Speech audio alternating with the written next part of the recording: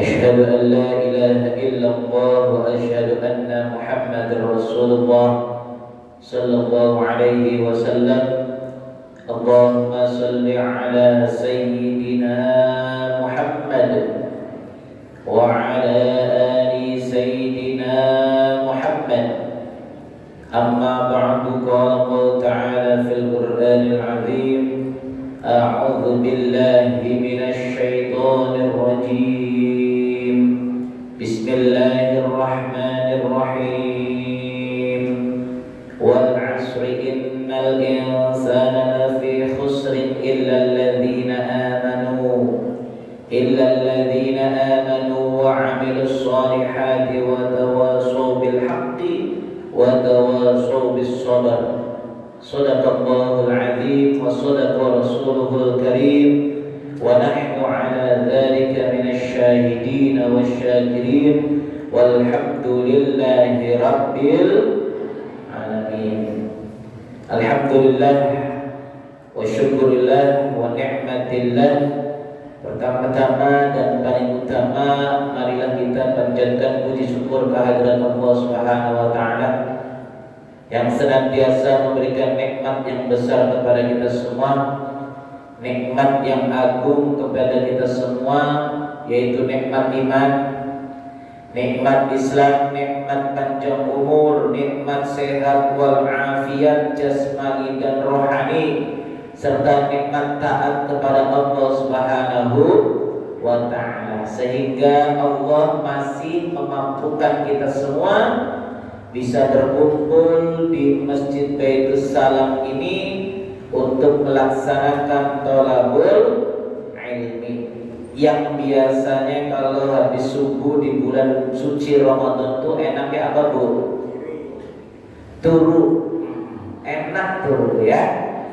Tidur setelah subuh, ngomong-ngomong, kan para ulama ngomong nanti rizkinya dipatok ayam. Tapi kalau kita tidak dipatok ayam, Bu, dipatok uang lain, ya Bu ya. Jadi bapak dan ibu, apalagi kalau udah pensiun, tidak ada yang namanya rizki dipatok ayam, ya Bu ya. Itu khusus untuk para pedagang, biasanya seperti itu.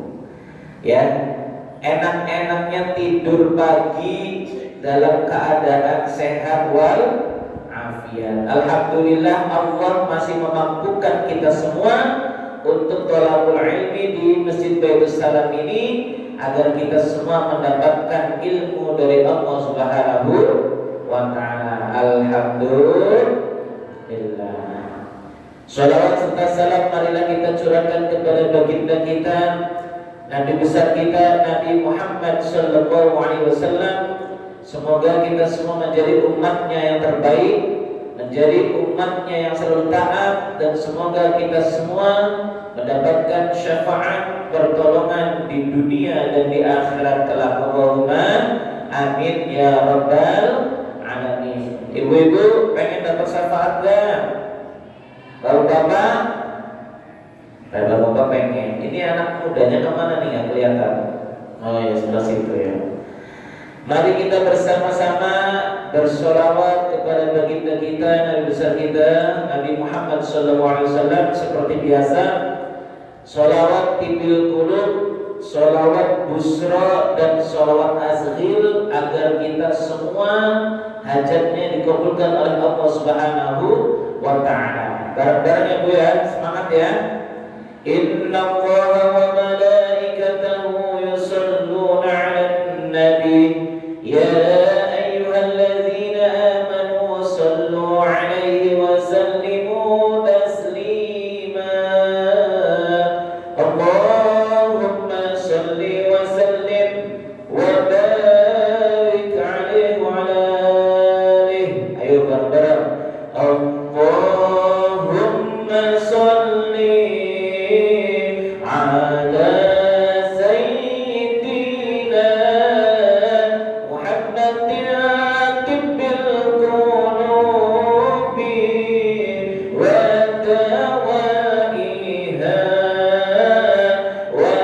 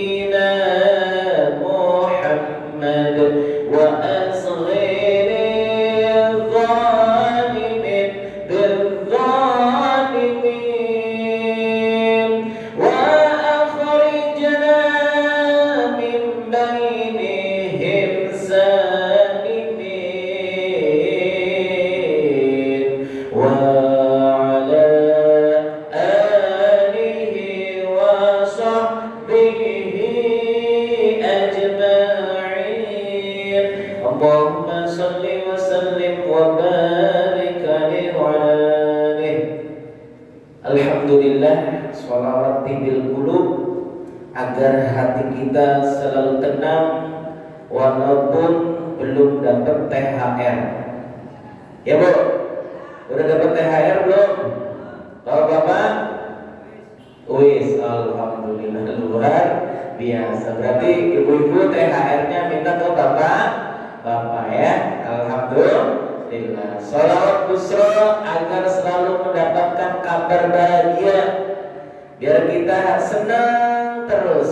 Dawamkan sholawat busro. Yang ketiga, sholawat tasghil agar kita semua terhindar dari orang-orang yang zalim. Pengen beli Bu?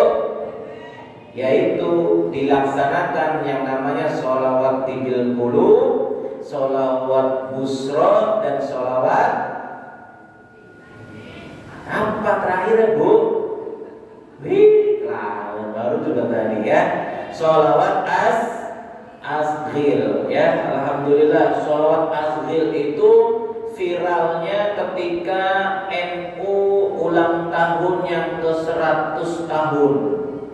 Tapi padahal sholawat asghil itu saya mendapatkannya tahun 2001 di Babakan Ciwaringin ya. Alhamdulillah, dari 2001 viralnya baru kemarin, 20 tahun kemudian. Maka dari itu Bapak dan Ibu silahkan untuk membaca sholawat yang sudah kita bacakan agar semuanya dikabulkan oleh Allah Subhanahu wa ta'ala. Allahumma amin ya rabbal alamin. Tadi temanya tentang indahnya berbagi. Wis bagi-bagi dulu Bu. Bapak-bapak, bagi-bagi apa? Hah? Perasaan terakhir saya kesini hordengnya bukan ini deh, ganti tak Bu? Oh hebat ya, ada kemajuan berarti ini. Sampai saya gantengnya nggak kelihatan ya Bu ya? Iya, masih ingat dulu Bu? Ya wis, pokok kalau nggak lihat ibu-ibu tuh takutnya ngantuk, ibu-ibu tuh di belakang tuh sengaja kayaknya tutup hordeng baru tuh ya Bu. Masya Allah. Indahnya berbagi, saya akan jelaskan sedikit kenapa kita harus berbagi kepada semuanya, bukan hanya kepada fakir miskin saja, bukan kepada du'afa saja, tapi semua yang dibagi pasti senang. Wong lemu di membangan senang lho. Apa maning wong gering, betul le? Jadi semua yang dibagi oleh kita, siapapun itu orangnya, mau derajatnya tinggi, mau derajatnya kurang tinggi, tetap akan merasakan senang. Ya. Jadi pahala besarnya itu ada di merasa senang. Walaupun yang memberikan itu dalam keadaan kurang senang, tapi yang diberikan itu memiliki rasa senang karena telah dibagi atau diberi, berarti kita akan mendapatkan kesenangan itu baik di dunia maupun di akhirat. Jadi kalau menyenangkan hati orang lain, kapanpun dimanapun pahalanya tetap ada. Ya, tetap ada. Jadi senang-senanglah kita menyenangkan hati orang lain. Walaupun orang lain itu menurut fisik, menurut keadaan udah senang, tapi kalau diberi kesenangan, masya Allah, senang bisa. Di sini Bapak dan Ibu semuanya yang biasa memberikan THR. Wajah-wajahnya orang-orang yang sering memberikan THR. Tapi kalau Bapak dan Ibu semua yang ada di sini diberikan THR oleh orang lain, senang nggak? Senang Bu, ya kan? Walaupun kita sudah mumpuni, sudah banyak rezeki, sudah banyak apapun kita memiliki oleh Allah SWT, tapi kalau ada orang lain pasti senang. Jadi jangan lupa, jangan bosan untuk menyenangkan hati orang lain. Ya Bu ya. Ingat 5 perkara sebelum 5 perkara. Apa Bu? Yang pertama, sehat sebelum sakit. Kalau kita sehat, gunakan untuk ibadah kepada Allah Subhanahu wa taala. Bulan suci Ramadan waktu yang paling utama, ya kan? Waktu yang paling dahsyat, waktu yang kebaikannya tiada tara. Jangan sia-siakan 2 hari lagi, 29, 30. Ya 3 hari lah sama hari ini ya Bu ya.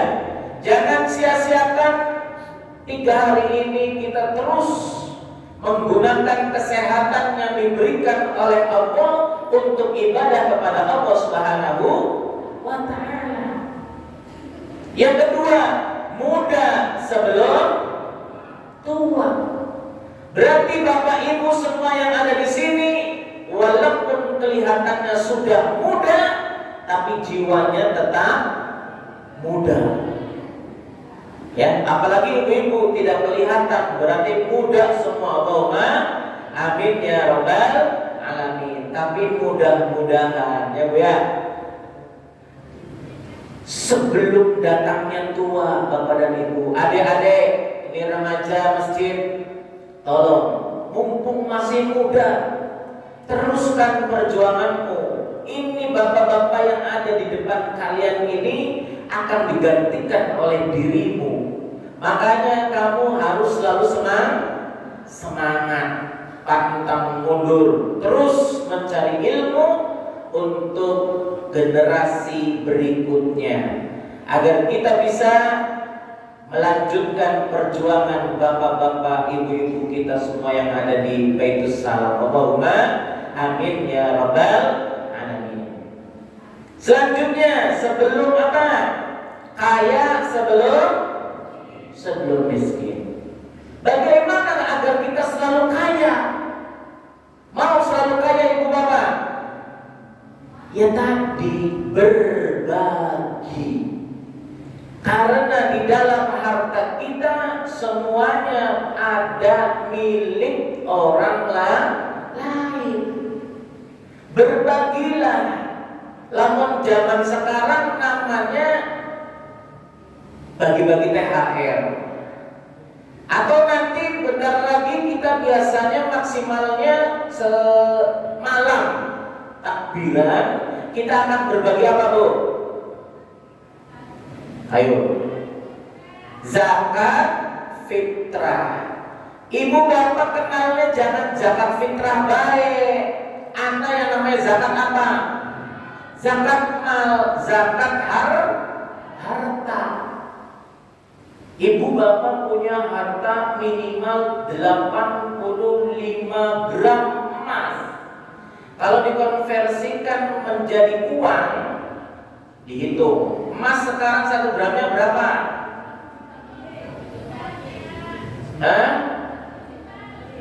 1 juta lebih. Tepatnya 1.700.000 saya tepatkan. Sekarang emas sangat mahal. Ya Bu ya, dikali 85.000, 144.500.000. Ibu bapak ada yang megang uang segitu nggak sekarang? Enggak. Ya mudah-mudahan tahun depan megang Bu ya. Amin ya rabbal alamin. Kalau mendapatkan uang ataupun ini kita memiliki simpanan minimal 144.500.000 tidak dipakai selama nisab atau 1 tahun, berarti kita wajib zakatnya berapa? 2,5%. Zakatnya murah atau murah Bu? Murah. Umat Islam itu alhamdulillah zakatnya murah, cuman 2,5%. Zakat fitrah berapa kilo sekarang? 2,8 8. Ya. Tapi dari kecil sampai bapak ibu segede ini terkenalnya berapa kilo? 2,5 kilo. Ada kenaikan, berarti kita semua dianggap oleh orang-orang pintar, orang-orang ulama yang ada di atas MUI dan Basnas dan lain-lainnya, kita semakin maju, semakin berkah, semakin sugih. Allahumma amin ya rabbal alamin. Bu, nah, kalau zakat fitrah boleh 3 kilo nggak bu? Nah, bapak-bapak boleh nggak 3 kilo? Boleh. Tolong, ada pelit-pelit temen, ya bu ya. Kita akan memberikan yang terbaik, itu kewajiban kita untuk mensucikan jiwa raga kita dengan cara zakat fitrah. Setahun sekali mau 3 kilo baik dilui. Ajar pelit-pelit teman, ya bu ya. Dilui 3 kilo kah, 4 kilo kah, 5 kilo kah, pasti bapak dan ibu semuanya mampu. Saya yakin bapak ibu semua mampu. Biarkan lebihnya untuk amal kita, sedekah kita, infak kita. Kapan lagi kita akan memberikan lebih dan tidak akan kelihatan. Jadi bapak dan ibu ingat, zakatnya jangan ngepres pisan. Harus 2,8 kilo. Ada timbangannya harus segini. Salah yang kayak gitu. Mending dilebihin. Ibu kalau pengen duit, pengen dilebihin atau pengen dikurangin? Dilebihin. Ibu kalau diberikan makanan mau yang sedikit apa yang banyak? Tapi ada satu yang ibu tidak mau dilebihin, tidak mau dikasih bonus. Apa bu? Ayo, bapak-bapak tahu nggak? Kita nggak mau dikasih bonus, nggak mau dikasih lebihan, nggak mau. Apa? Ayo, badekan gitu mas. Apa badekannya? Jawabannya yaitu kita kalau membeli kaca. Dia kan jendela ukurannya 1 kali 1 meter, ya kan? 1 kali 1 meter, dilebihi ya 1,2 meter. Orang ukurannya 1,1 sih, iya kan? Maka dari itu bapak dan ibu, cuman hanya itu yang kita tidak mau lebihkan. Yang lain semuanya pengen lebih. Mudah-mudahan kita selalu diberikan kelebihan oleh Allah Subhanahu wa ta'ala. Tapi jangan kelebihan berat badan. Abot bu, kayak saya bu ya. Saya sudah 100 kilo. Tapi masih cilik bu, karena masih banyak yang lebih gede dari saya. Nah ya, alhamdulillah. Yang penting sehat. Kaya sebelum miskin. Kalau pengen kaya terus berbagi. Ya. Kalaupun miskin, yang paling gampang untuk berbagi ketika kita tidak punya uang dengan cara apa? Senyum. Bener, senyum itu adalah sedekah. Tapi senyum dewek kayak wong medan eling ya bu ya. Jadi senyum itu ketika kita bertemu dengan saudara, bertemu dengan teman, itu termasuk sedekah. Kalau kita nggak punya duit, senyum beli bisa karena saking mumet deh. Bagaimana caranya bu?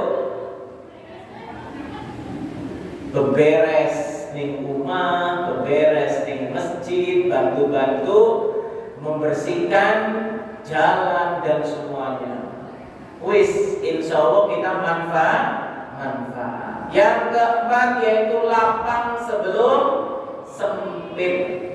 Bu, kapan mudiknya bu?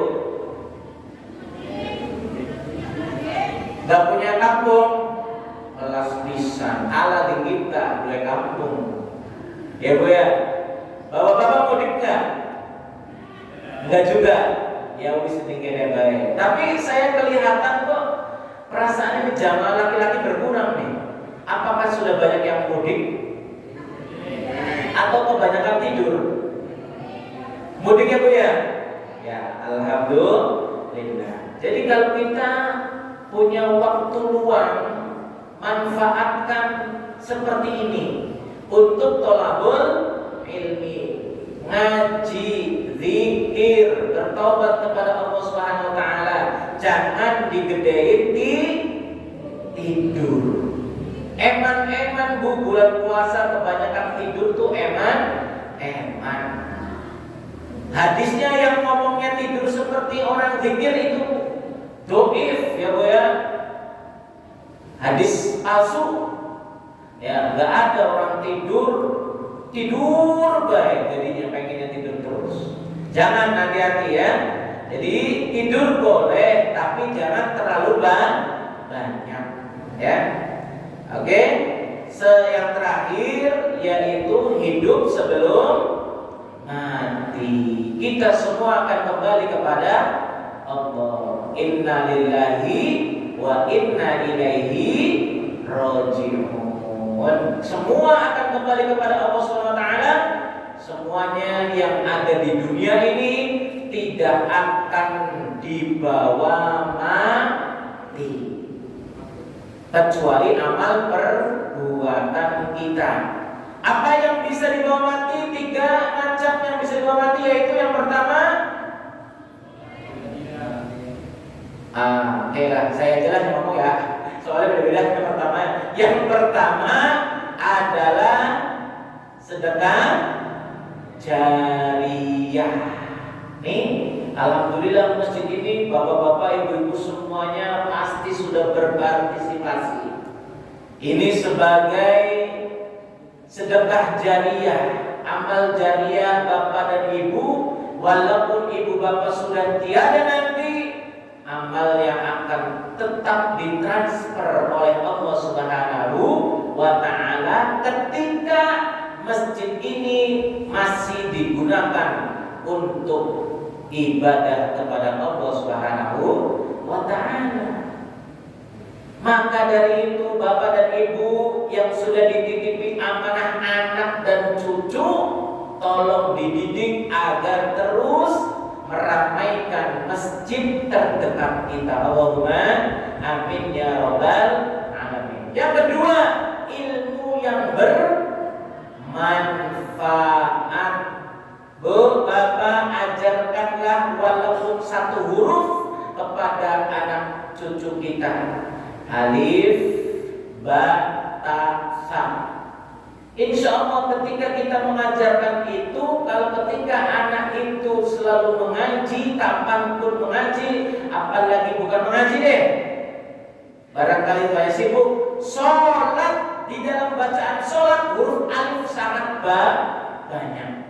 Itu akan menjadi amal jariyah kita. Maka dari itu jangan sungkan-sungkan, jangan bosan-bosan untuk terus menasehati anak cucu kita sampai kapanpun. Ya, walaupun anaknya sudah gede, sudah punya istri, sudah punya suami, sudah punya anak, bahkan cucu, kalaupun itu anak di depan orang tua disebut anak, terus dinasehati. Ya, jangan sampai bosan. Ya Bu ya. Maka dari itu jangan lupa untuk menanam ilmu yang bermanfaat walaupun 1 huruf. Yang terakhir baru doa anak soleh. Priben sih doa anak. Lamun pokoknya anak soleh itu, anak soleh itu bukan hanya anak kandung saja, tapi kita semua sebagai anak kalau mendoakan kan Allahumma gfir lil muslimina wal muslimat wal mu'minina wal mu'minat al ahya'i minhum wal amwat ya qadiyal hajatina ya Allah. Allahumma gfir lil muslimin wal muslimat. Kalau kita mendoakan kaum muslimin dan muslimat, berarti kita juga semua anak soleh. Enaknya jadi umatnya Nabi Muhammad SAW ketika kita membaca untuk kaum muslimin muslimat yang tidak punya anak pun akan kena kebagian doa aja watir. Ya, kita berbuat baik tadi, saling berbagi kepada orang-orang ini ketika dibagi walaupun bukan anak kandung, tapi mendoakan kita, doanya pasti dikabulkan oleh Allah Subhanahu wa Ta'ala. Makanya sering bagi walaupun dengan senyuman. Ya Bu ya, ingat senyum adalah sedekah. Berikan senyuman yang terbaik agar bisa membuat orang itu hatinya bahagia. Ibu bapak kalau ketemu orang yang marah-marah terus seneng gak? Nggak enak Bu kalau ketemu orang yang marah-marah terus, merengut terus, langkah senyume, menem baik. Kira-kira wong apa ya teman? Ada masalah kayaknya ya Bapak dan Ibu ya. Tolong Bapak Ibu mulai sekarang kalau ketemu dengan siapapun kasih senyum. Sing penting senyum, minimal mesem.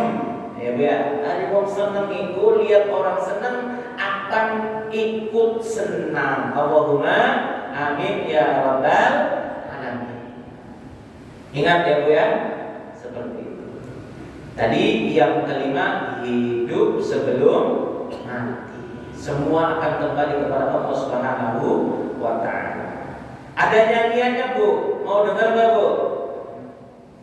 Orang kaya mati, orang miskin mati, raja-raja mati, rakyat biasa mati, semua pergi menghadap Ilahi.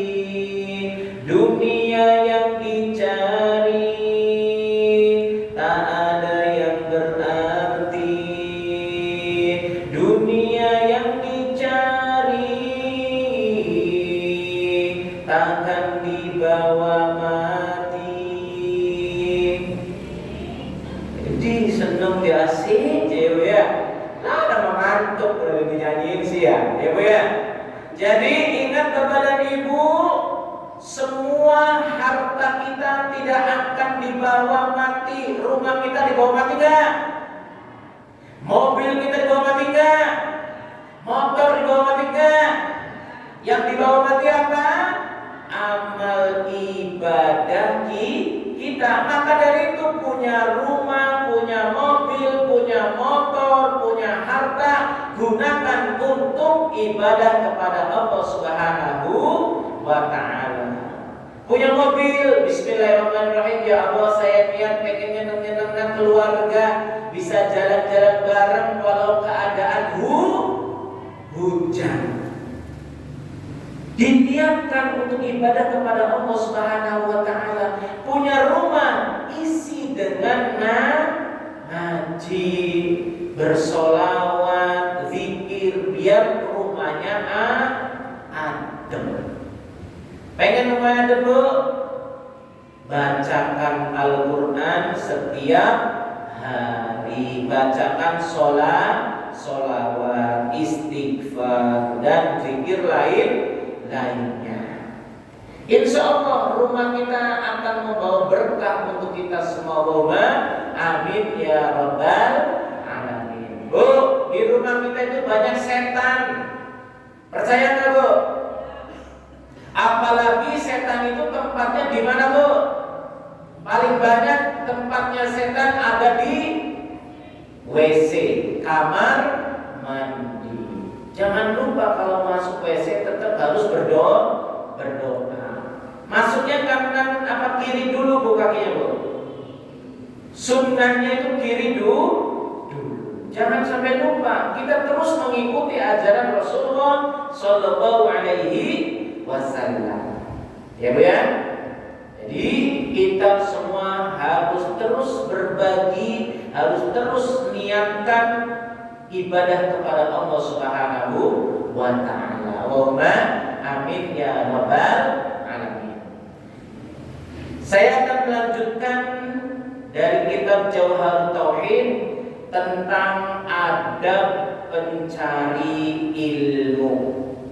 Ibu bapak sekarang ceritanya sedang mencari ilmu. Setuju? Oke. Adab pencari ilmu pada guru. Anggap saya aja guru lah. Orang saya ngomong siapa ya? Jadi saya anggap saya guru. Oke? Setuju ya? Ya. Jika engkau pencari ilmu dimanapun berada kepada guru siapapun, itu namanya kita sedang pencari ilmu. Ada seorang pencari ilmu terhadap gurunya atau terhadap orang yang alim ada banyak sekali.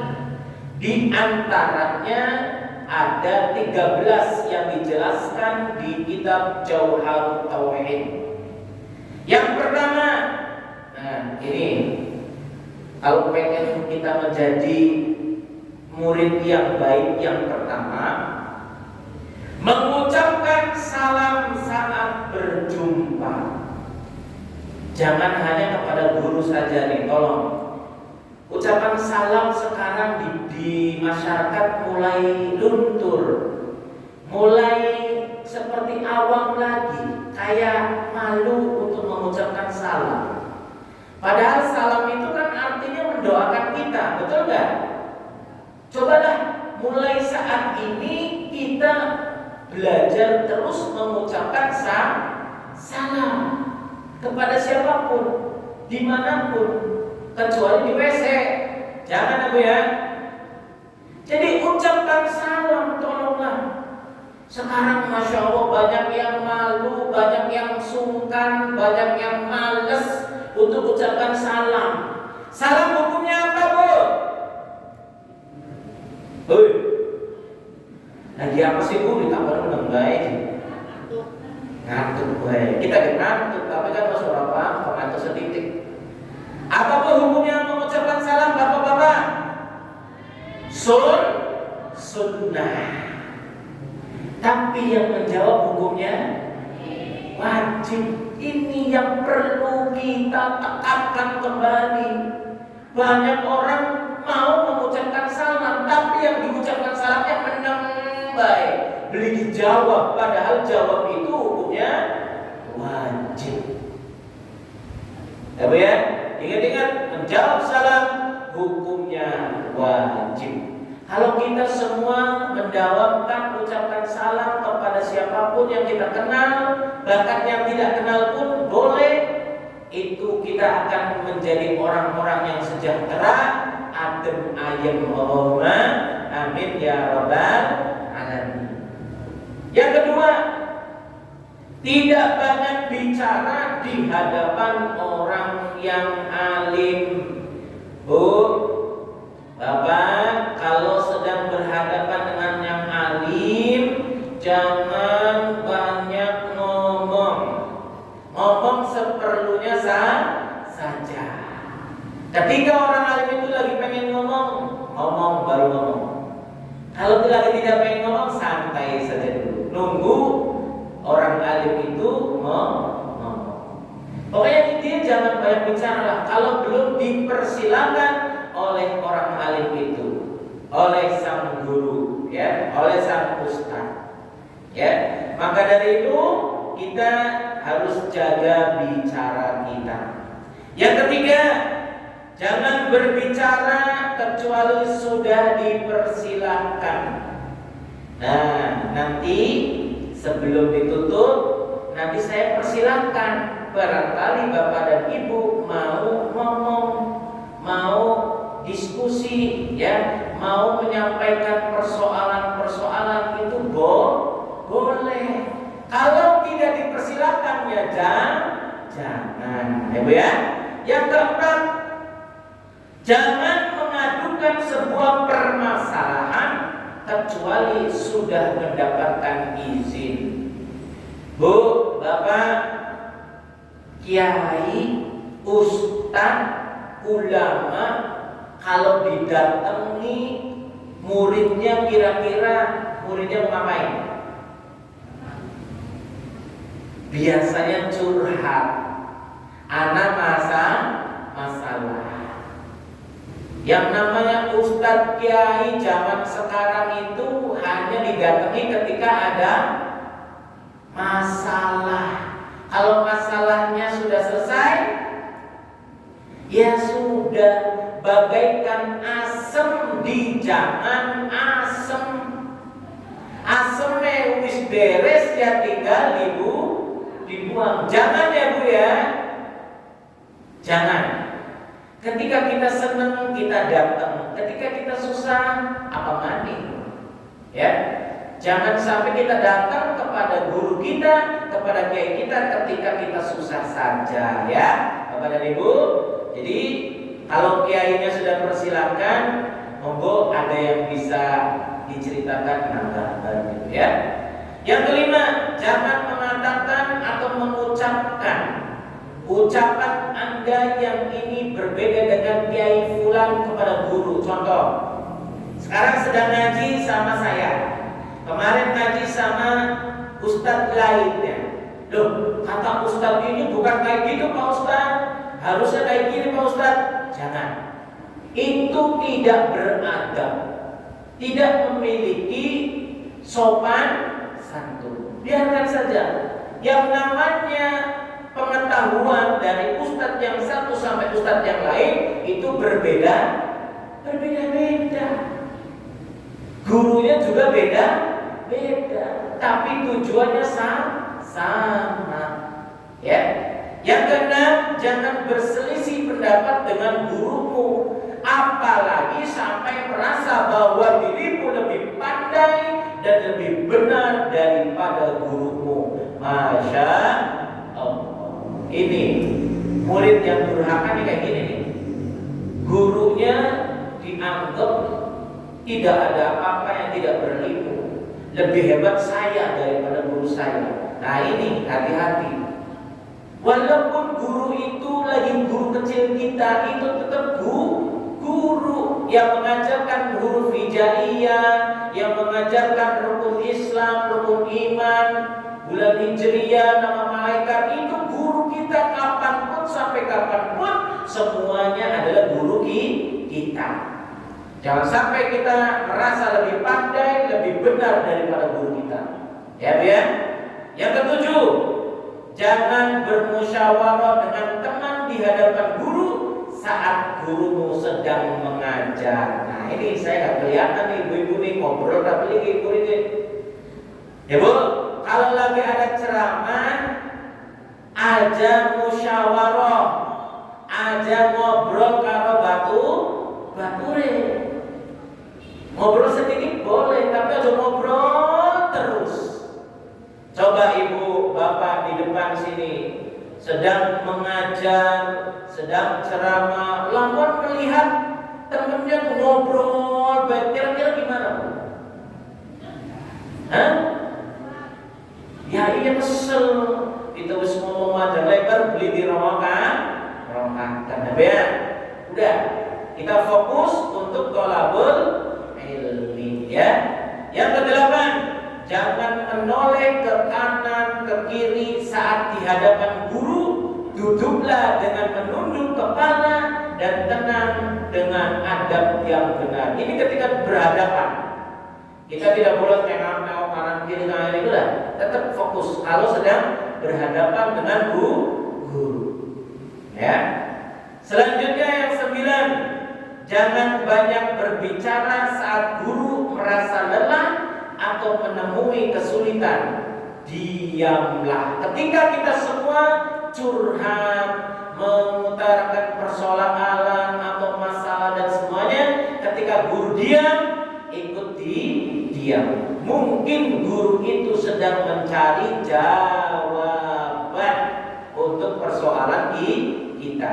Bapak dan Ibu semua yang ada di sini, pernah nggak sih ke ulama atau ke ustadz atau ke kiai curhat pernah beli? Hah? Pernah ya Bu ya? Ya pernah, walaupun orang sering lah ya Bu ya. Sing penting kita pernah sowan lah silaturahim ke ustadz ya. Jangan sampai tidak pernah. Yang ke-10, ketika gurumu berdiri, ikutlah berdiri. Ya. Agar apa? Ini salah satu sopan santun. Yang ke-11, jangan menguntip di belakang guru sambil menyampaikan pertanyaan. Ketika lagi berdiri jalan, jangan ngomong apa lagi mengutarakan pertanyaan, itu tidak sopan. Yang ke-12, jangan bertanya sesuatu kepada guru saat berada di jalan, bertanyalah ketika sudah sampai rumah. Ya, di jalan tidak boleh bertanya-tanya, ya. Bolehnya sampai rumah. Nah, yang terakhir, jangan pernah berprasangka buruk kepada gurumu saat beliau melakukan perbuatan yang secara zahir terlihat buruk, sebab beliau lebih mengetahui apa yang dilakukan. Ingatlah kisah Nabi Musa alaihissalam saat berguru kepada Nabi Khidir. Masih ingat gak Bu? Bapak, Nabi Musa ya, terus berguru kepada Nabi Khidir. Yang pertama membunuh anak, melubangi perahu yang sudah menolong, ya kan? Merusak rumah anak yatim, ya kan? Menurut zahir itu sedang keadaan buruk. Tapi ingat, semua lebih paham daripada sang guru, ya. Semua yang disebutkan di atas adalah adab seorang murid, pelajar atau jamaah kepada gurunya, ya. Jadi kita harus memiliki adab, sopan santun, agar kita menjadi hamba Allah yang memiliki sopan santun, agar kita semua bisa selamat di dunia dan di akhirat kelak. Allahumma amin ya rabbal alamin. Alhamdulillah, adab-adab pencari ilmu yang ke-13 semuanya sudah saya sampaikan. Mudah-mudahan bermanfaat untuk kita semua dan tetap semangat terus mencari ilmu. Jangan hanya di bulan suci Ramadan saja, dan di bulan-bulan lainnya tetap harus mencari ilmu. Ilmu itu akan terus diulang-ulang setiap saat, karena orang itu kebanyakan lupa, hilaf. Jadi harus terus diingatkan, ya. Bapak dan Ibu, sebelum saya tutup, barangkali ada yang mau ditanyakan, silakan. Kalau bisa dijawab ya dijawab, kalau nggak bisa dijawab buat PR, ya Bu ya. Silakan. Ya. Waalaikumsalam warahmatullahi wabarakatuh. Barangkali pertanyaannya juga ada yang disampaikan. Misalkan seorang sedang sholat tahiyatul masjid, seperti kita tahu bersama bahwa di bulan Ramadan ini sholat sunnah yang sunnah jadi wajib, bahkannya yang wajib dilipat gandakan. Kemudian dapat 1 rakaat adzan, maksudnya buka puasa. Nah, apakah sholatnya dibatalkan atau tidak? Masalahnya kalau kita tahu bersama bahwa sunnah puasa diantaranya mendahulukan buka, menyegerakan buka. Ya, jadi baik, mana yang baik Pak? Apakah kita melanjutkan sholat sunnah, apa membatalkan segera buka? Terima kasih. Oke, sama-sama. Bapak dan Ibu, ini kita sedang persoalan tentang mendahulukan buka puasa terlebih dahulu atau melanjutkan sholat sunnah tahiyatul masjid. Ketika tadi Bapak sudah benar, yang namanya sholat sunnah di bulan suci Ramadan pahalanya wajib. Yang wajib akan dikali lipatkan 70 kali lipat oleh Allah Subhanahu wa Ta'ala. Persoalannya sedang tahiyatul masjid ketika walaupun sudah satu rakaat atau baru takbir, baru baca Fatihah dan semuanya, karena kita yang pertama apa? Kita sudah niatkan untuk sholat tahiyatul masjid, ya kan? Kita sudah niat, sudah takbir, sudah membaca bacaan, minimal sedang membaca Fatihah. Terus ada Allahu Akbar, Allahu Akbar. Nah, ketika hati bapak atau jamaah, gelisah, pengen cepet-cepet buka, lebih baik kita buka terlebih dahulu, batalkan sholat sunnahnya, ya kan? Kita masih ingat gak cerita Imam Syafi'i kalau tidak salah, atau Imam Malik ya? Saya lupa bapak, maaf. Itu ketika sholat Allahu Akbar, ini sholatnya saya tidak tahu sholat wajib atau sholat sunnah. Sepertinya sholat wajib ini. Ketika itu sholat masih mengingat makanan, dibatalkan sholat karena mengingat makanan. Tapi kalau hati bapak dan jamaah semua hatinya tenang, santai, udah selesaikan dulu sholat, tidak apa-apa, boleh, gitu ya. Jadi ada dua kondisi. Ketika hati kita senang, santai, tetap lanjutkan sholat. Tapi kalau pikirannya sudah pengen minum, pengen makan dan sebagainya, pengen dibatalkan, ya sudah, kita batalkan dulu sholatnya baru minum. Itu ya Pak, takjil dulu, nggak masalah ya Pak ya. Jadi tergantung kondisi hati kita, seperti itu. Oke, alhamdulillah. Yang lain cukup. A'udzubillahi minasyaitonirrajim. Bismillahirrahmanirrahim. Allahumma shalli ala habibina wa syafina wa karimina wa dhukrina maulana Muhammad. Allahumma shalli wa sallim wa barik alaihi wa ala Bismillahirrahmanirrahim. Alhamdulillahi rabbil alamin. Hamdan syakirin, hamdan na'imin, hamdan yuwafi ni'matahu fi mazidah. Ya Allah, ya Rahman, ya Rahim. Allahumma shalli ala sayyidina Muhammad wa ala sayyidina Muhammad bisal biha rizqi وتقضى بها الدين وتحصل بها مقصودي وعلى آله وصحبه وسلم. يا مؤمن آمنا وآمن أهلنا وبلدنا. يا مؤخر آخر حياتنا بحسن الخاتمة. اللهم أعنا على ذكرك وشكرك وحسن عبادتك.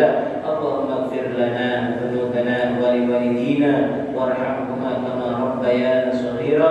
ربنا آتنا في الدنيا حسنة وفي الآخرة حسنة وقنا عذاب النار وقنا عذاب النار وقنا عذاب النار. بفضل سبحانك العزة عما يصفون والسلام على المرسلين والحمد لله رب العالمين. الفاتحة للقبول خصوصا في هذا المسجد بيت السلام ببركة الفاتحة. أعوذ بالله من الشيطان الرجيم. بسم الله الرحمن الرحيم. الحمد لله رب العالمين الرحمن الرحيم مالك يوم الدين. إياك نعبد وإياك نستعين. اهدنا الصراط المستقيم صراط الذين أنعمت عليهم غير المغضوب عليهم ولا الضالين. رب اغفر لي ولوالدي آمين.